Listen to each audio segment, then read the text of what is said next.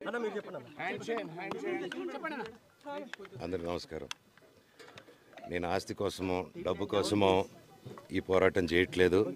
ఎందుకంటే ఇది పోరాటం కూడా కాదు, ఇది ఆత్మగౌరవానికి సంబంధించింది, నా భార్య పిల్లల సేఫ్టీకి సంబంధించింది. ఇది నాతో ఒక మగాడిగా నాతో డైరెక్ట్గా వచ్చి నాతో ఏం చేసినా పర్వాలేదు. నా భార్య పేరు ఇంక్లూడ్ చేయడం, నన్ను తొక్కేదానికి, నా 7 నెలల పాపని ఇంక్లూడ్ చేయడం, నా బిడ్డల ఇంట్లో ఉండగానే అలా బిహేవ్ చేయడం కరెక్ట్ కాదు. ఈరోజు పోలీస్ దగ్గరికి నేను వెళ్ళి ప్రొటెక్షన్ అడిగాను. నేను మొన్న వచ్చి అడిగినప్పుడు మీకు అన్ని ఎవిడెన్స్లు ఇస్తాను. ఎస్ఐ గారు ఇక్కడి నుంచి వచ్చి నేను ఇస్తాను సార్ ప్రొటెక్షన్ చూపించాను. బౌన్సర్లు అందరూ అక్కడికి దాక్కున్నారని చూపించాను. అది కొంచెం చూసి ఓకే సార్ మీరు ధైర్యంగా ఉండండి, మేము ఎక్కడికి వెళ్ళట్లేదని చెప్పి మాట్లాడి పారిపోయారు. ఇప్పుడు కానిస్టేబుల్స్ వచ్చి అందరూ నా మనుషులందరినీ భయపించి ఇప్పుడు వాళ్ళ పేర్లు తీసుకొని బెదరగొట్టి మా మనుషులు పంపించేసి వేరే బాడీ గార్డ్ లోపల పంపించున్నారు సార్. ఏం జరిగిందండి అసలు? గొడవలు జరగదు కాదు సార్. ఫస్ట్ ఈ డిపార్ట్మెంట్ ఎందుకు వన్ సైడ్ తీసుకుంటున్నారు? కంప్లైంట్ తీసుకున్న తర్వాత వాళ్ళకి ఏ అధికారం ఉంది? నా ప్రొటెక్ట్ చేసే మనుషులు పంపించేదానికి అధికారం ఏముంది? ప్రపంచంలో నా అందరినీ కలుస్తాను సార్, బయలుదేరుతాను. అందరికీ నమస్కారం. నేను ఆస్తి కోసమో డబ్బు కోసమో ఈ పోరాటం చేయట్లేదు. ఎందుకంటే ఇది పోరాటం కూడా కాదు, ఇది ఆత్మగౌరవానికి సంబంధించింది, నా భార్య పిల్లల సేఫ్టీకి సంబంధించింది. ఇది నాతో ఒక మగాడిగా నాతో డైరెక్ట్గా వచ్చి నాతో ఏం చేసినా పర్వాలేదు. నా భార్య పేరు ఇంక్లూడ్ చేయడం, నన్ను తొక్కేదానికి, నా 7 నెలల పాపని ఇంక్లూడ్ చేయడం, నా బిడ్డల ఇంట్లో ఉండగానే అలా బిహేవ్ చేయడం కరెక్ట్ కాదు. ఈరోజు పోలీస్ దగ్గరికి నేను వెళ్ళి ప్రొటెక్షన్ అడిగాను. నేను మొన్న వచ్చి అడిగినప్పుడు మీకు అన్ని ఎవిడెన్స్లు ఇస్తాను. ఎస్ఐ గారు ఇక్కడి నుంచి వచ్చి నేను ఇస్తాను సార్ ప్రొటెక్షన్ చూపించాను. బౌన్సర్లు అందరూ అక్కడికి దాక్కున్నారని చూపించాను. అది కొంచెం చూసి ఓకే సార్ మీరు ధైర్యంగా ఉండండి, మేము ఎక్కడికి వెళ్ళట్లేదని చెప్పి మాట్లాడి పారిపోయారు.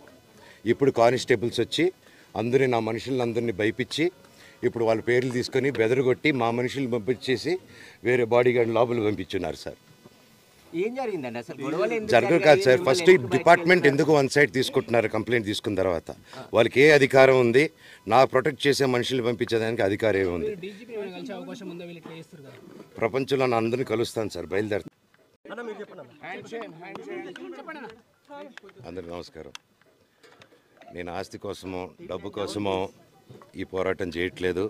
కానిస్టేబుల్స్ వచ్చి అందరూ నా మనుషులందరినీ భయపించి ఇప్పుడు వాళ్ళ పేర్లు తీసుకొని బెదరగొట్టి మా మనుషులు పంపించేసి వేరే బాడీ గార్డ్ లోపల పంపించున్నారు సార్.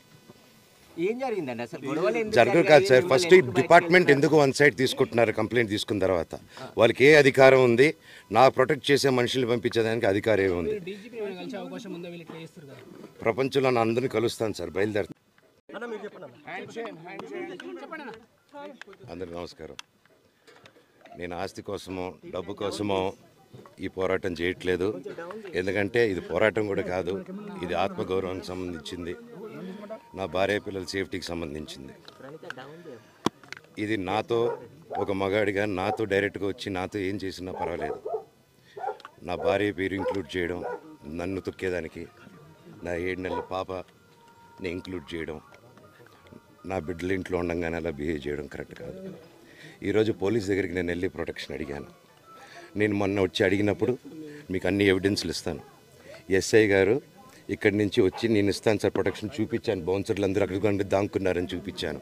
అది కొంచెం చూసి ఓకే సార్ మీరు ధైర్యంగా ఉండండి, మేము ఎక్కడికి వెళ్ళట్లేదని చెప్పి మాట్లాడి పారిపోయారు.